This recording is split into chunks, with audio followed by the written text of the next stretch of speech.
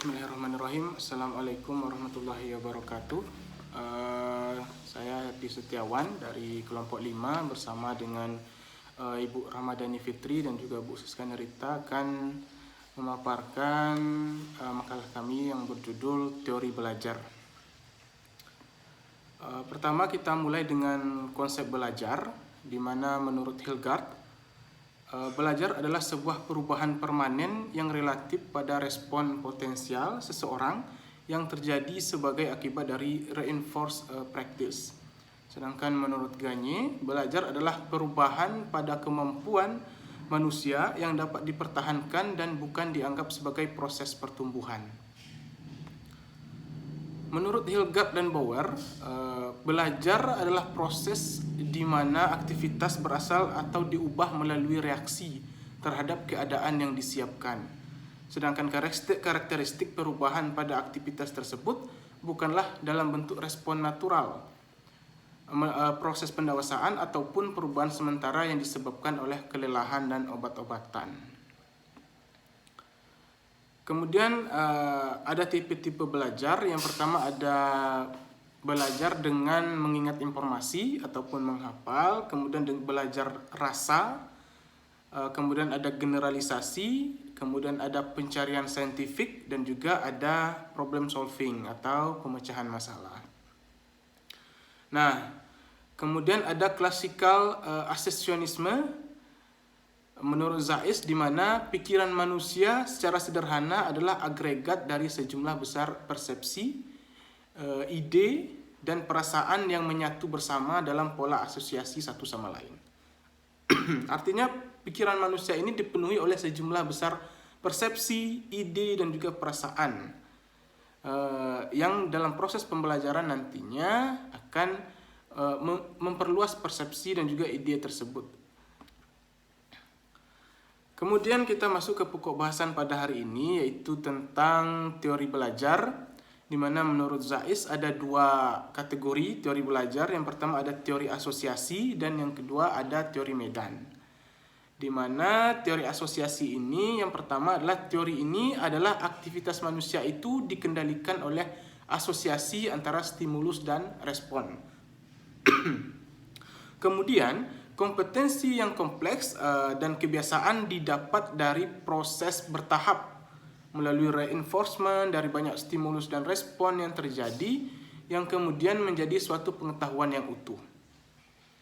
Kemudian menurut teori asosiasi, belajar juga adalah sebuah proses trial and error. Artinya proses latihan, gagal, coba lagi, gagal, sampai berhasil nantinya. Kemudian motivasi didapat dari reward. Artinya dalam teori asosiasi ini kita memberikan apresiasi ataupun reward kepada siswa yang akan menjadi motivasi baginya untuk dalam proses pembelajaran. Kemudian belajar terjadi apabila stimulus dan respon mengalami ikatan yang kuat akibat terjadinya conditioning. Itu menurut teori asosiasi.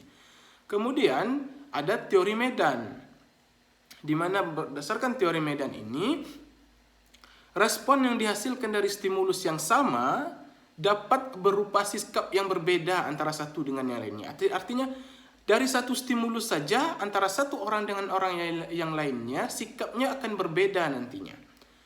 Kemudian belajar tidak hanya proses trial and error. Kalau tadi menurut teori asosiasi, belajar itu adalah trial and error.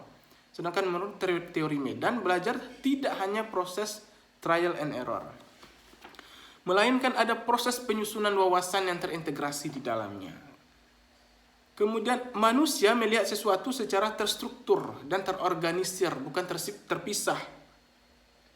Artinya dalam belajar itu kita belajar secara utuh, bukan secara terpisah-pisah. Kemudian rasa ingin tahu seseorang adalah motivasi yang besar ketika ingin mempelajari sesuatu. Dan yang terakhir, teori medan melihat belajar dan sikap seseorang merupakan interaksi dinamis dari energi medan magnet. Oke, selanjutnya kita ada pembagian teori belajar menurut Zais yang tadi ya. Ada teori belajar asosiasi dan juga teori medan.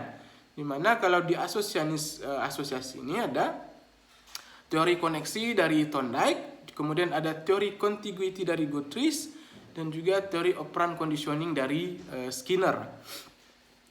Sedangkan teori representatif field atau teori medan, yang pertama ada teori klasikal dari Gestalt dan juga teori tipologi dari Lewin. Nah, kita akan membahas satu persatu teori-teori dari beberapa ahli yang telah disebutkan ini.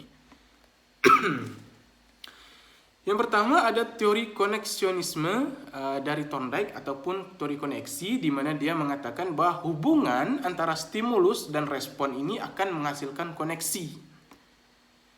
Nah, menurut hukum belajar Thorndike ini ada 3 dalam teori belajar itu. Yang pertama hukum kesiapan.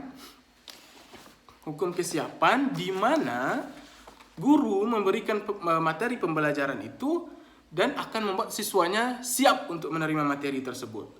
Kemudian hukum latihan, di mana siswa melakukan latihan yang berulang-ulang sehingga dia menjadi mahir. Dan akibat dari kesiapan dari materi yang diberikan dan juga latihan yang dilakukan oleh peserta didik tersebut akan menjadikan hukum akibat, yaitu apa? Dia akan memperoleh pengetahuan. Lalu bagaimana aplikasinya dalam kurikulum? Di mana konten kurikulum yang akan kita buat nantinya dan juga aktivitas belajarnya nanti akan dapat kita perinci sampai komponen kecil yang sederhana yang disusun secara berurutan.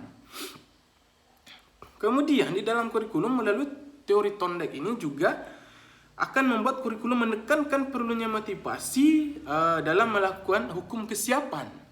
Kemudian juga stimulus respon akan terbangun secara spesifik di dalam kurikulum dan juga ada pembuktian ilmiah di dalam kurikulum. Kemudian ada hukum contiguity dari Edwin Guthrie.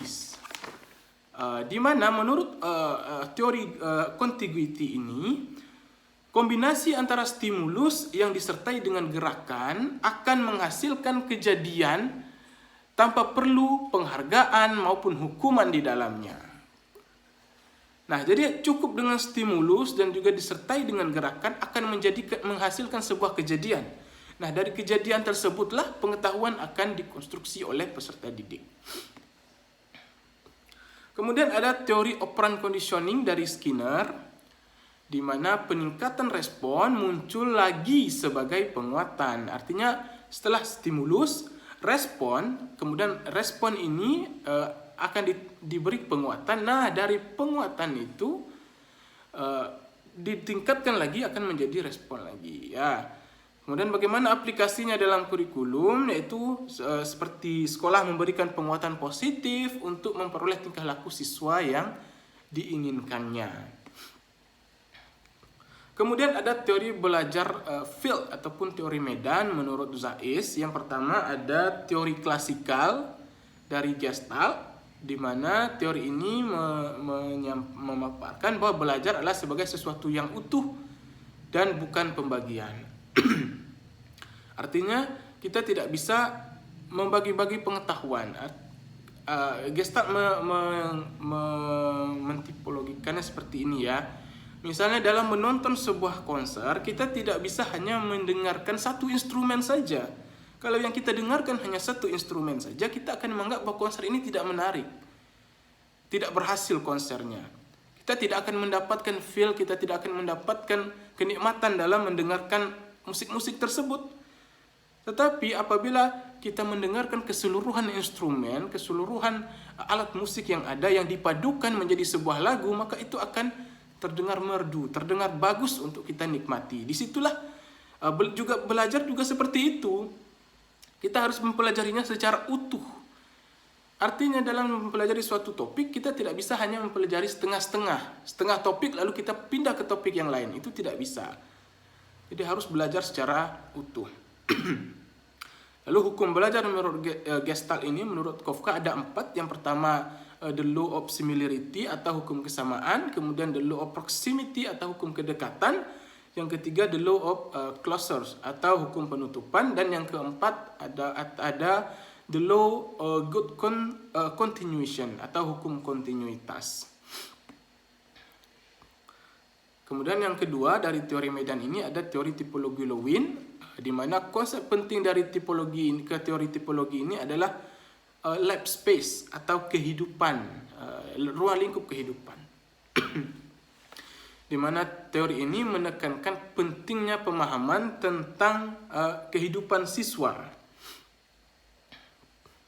Artinya dalam pembelajaran ini penting untuk memahami bagaimana kehidupan siswa tersebut. Ada elemen utama dari teori diagram tipologi Lewin ini. Yang pertama, tujuan yang dicari. Yang kedua, ancaman yang dihindari. Dan yang ketiga, rintangan yang menghalangi gerakan. Bagaimana implikasinya dalam penyusunan kurikulum? Seperti kita misalkan dalam penyusunan kurikulum SD. Ya. Dalam penyusunan kurikulum SD, misalnya seperti pembentukan kelas-kelas kecil, juga harus diperhatikan apakah misalnya terlalu sedikit atau terlalu banyak, harus dikondisikan dengan bagaimana kehidupan dari siswa yang umurnya masih anak-anak SD tersebut. Kemudian ada penambahan jam pembelajaran. Sekarang kita sering lihat ada anak SD yang sekolah sampai jam 4. Apakah itu tepat untuk diterapkan? Apakah sudah dikaji? Apakah cocok untuk kehidupan siswa SD pulang sekolah jam 4, baik dari segi psikologisnya, mungkin dia nanti akan stres dan lain sebagainya. Nah, menurut teori tipologi Lewin ini itu harus dikaji sebelum melakukan pembelajaran ataupun sebelum menganalisis menyusun kurikulum, harus dikaji dulu hal tersebut. Selanjutnya ada teori belajar menurut dari Pak Ansyar ya. Yang pertama ada teori belajar behaviorisme. Behaviorisme ini adalah teori belajar yang menekankan pada stimulus dan respons. Artinya apabila ada stimulus maka akan ada respon.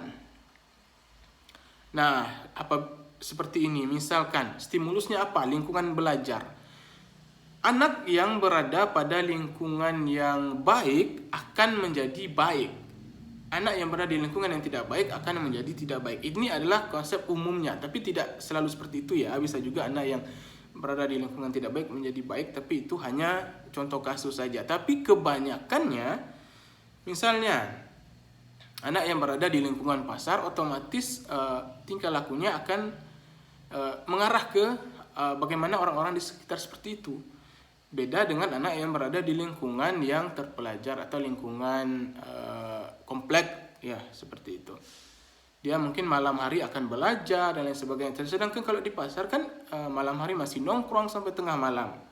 Nah, behaviorisme ini adalah teori tentang stimulus dan respon. Bagaimana stimulus yang diberikan akan menghasilkan respon. Dalam kurikulum seperti dapat memberikan penguatan pada tingkah laku siswa yang relevan dengan tujuan pembelajaran. Dalam teori behaviorisme ada yang namanya teori koneksionisme dari Thorndike seperti tadi ya, stimulus dan respon akan menghasilkan koneksi. Kemudian ada teori pengkondisian klasik di mana suatu respon itu muncul lagi sebagai hasil dari penguatan, kemudian ada pengkondisian operan, di mana suatu respon muncul lagi ya, suatu respon muncul lagi tadi. Kemudian ada pembelajaran kognitif sosial di mana ini seperti anak ataupun peserta didik belajar dari keteladanan, belajar dari observasi, belajar dari konsekuensi tingkah laku orang lain, kemudian mengatur diri sendiri. Misalnya dia belajar dengan meneladani orang tuanya, dengan meneladani gurunya. Otomatis apabila yang dia teladani itu baik, dia akan memiliki tingkah laku yang baik pula. Kemudian dengan mengobservasi, kemudian dengan konsekuensi tingkah laku, artinya dia melihat bagaimana suatu tingkah laku ini apa konsekuensinya. Apabila tingkah laku itu baik, tentu dia akan konsekuensinya akan baik juga. Tapi apabila misalkan tingkah lakunya ini tidak baik, seperti mencuri, anak akan melihat, oh kalau mencuri nanti akan ditangkap polisi, dan dia dari situ mendapatkan pemahaman, mendapatkan pembelajaran. Nah, dan dia tidak akan melakukan pencurian. Kenapa? Karena dia sudah melihat konsekuensi dari tingkah laku yang mencuri tersebut. Oke, kemudian selanjutnya ada kognitivisme, di mana yang pertama ada yaitu pemberian kesempatan pada siswa untuk menentukan, mengasimilasi dan mengaplikasikan ide-idenya. Artinya siswa kita beri kesempatan untuk menerapkan apa yang dia miliki, apa yang dia pikirkan, itu kita beri kesempatan. Jadi guru tidak hanya masuk, kasih pelajaran, kasih latihan, kasih tugas, pulang. Bukan hanya seperti itu, tapi siswa diberikan keleluasaan untuk menemukan konsep-konsep lah ataupun pengetahuan yang lainnya. Kemudian ada pembelajaran konstruktivisme, kemudian ada pembelajaran penemuan, yaitu merangsang siswa untuk terus bekerja menemukan jawaban atas keingintahuannya. Kemudian ada pembelajaran penerimaan, ada pembelajaran yang bermakna, di mana pembelajaran bermakna ini timbul ketika materi ajar berkaitan dengan perilaku, prinsip, dan juga informasi yang ada. Kemudian ada pemahaman awal, itu bagaimana pemahaman awal siswa tentang suatu materi pokok pelajaran sebelum diberikan pelajaran tersebut. Mungkin dia belum bisa menyambungkan antara pengetahuan awalnya ini dengan materi, tapi disitulah guru nanti akan membantu dia untuk menyambungkannya. Kemudian yang terakhir ada teori belajar humanisme, di mana yang pertama, humanisme ini adalah memanusiakan manusia. Artinya dalam pembelajaran ini kita memanusiakan manusia. Artinya dalam teori ini tidak ada lagi guru apabila siswa tidak bisa kemudian dimarahi, dicubit, dan lain sebagainya. Tidak ada lagi. Guru dan siswa sama. Artinya guru memberikan pelajaran, siswa menerima pelajaran, statusnya sama di situ. Memanusiakan manusia. Di mana dari memanusiakan manusia itu akan menghasilkan aktualisasi diri dari peserta didik tersebut. Dia akan bisa mengaktualisasikan dirinya. Teori ini dibagi menjadi 5 juga. Yang pertama ada belajar sebagai belajar, bagaimana belajar. Ini misalkan siswa ini jangan kita beri ikan, tapi kita beri pancing. Nah, apa maknanya? Artinya siswa ini tidak bisa hanya langsung kita berikan pengetahuan itu langsung kita berikan. Dia hanya akan ingat ketika itu, tapi kemudian dia akan lupa. Kenapa? Karena bukan dia yang mencari pengetahuan tersebut, dia hanya diberikan oleh guru. Akan menjadi cepat lupa nantinya. Beda dengan kalau kita beri pancing, atau kita beri dia alat, kita beri dia instrumen untuk menemukan permasalahan ataupun untuk menemukan pokok materi tersebut. Jadi biarkan siswa beraktivitas, biarkan siswa melakukan apapun yang diinginkan, biarkan siswa mencoba apapun yang diinginkannya, sehingga dia akan mendapatkan hasil dari pembelajaran tersebut. Dan pembelajaran itu akan lebih lama dia kenang. Kenapa? Karena dia mencari sendiri. Beda dengan kalau diberikan. Sebagai contoh ilustrasi, kalau kita mendapatkan uang yang diberikan oleh orang, kita akan ya sudah, belanjakan saja. Beda dengan kita mencari sendiri, kita akan lebih menghemat, lebih mengingat bagaimana kita mencarinya dan lain sebagainya. Yang kedua ada pembelajaran non-direktif dan terapis, di mana di sini guru sebagai fasilitator. Ya, guru sebagai fasilitator artinya sama seperti tadi, guru tidak perlu terlalu konvensional, memberikan bahan, memberikan materi, memberikan contoh dan lain sebagainya. Jadi guru cukup sebagai fasilitator, memberikan materi biar siswa yang bekerja. Nanti kalau ada yang tidak dia pahami, baru guru yang masuk sebagai fasilitator. Kemudian ada pendidikan afektif, kemudian juga memotivasi diri. Terima kasih, demikian pemaparan dari saya. Kalau ada pertanyaan nanti bisa kita diskusikan pada sesi selanjutnya. Demikian, Assalamualaikum warahmatullahi wabarakatuh.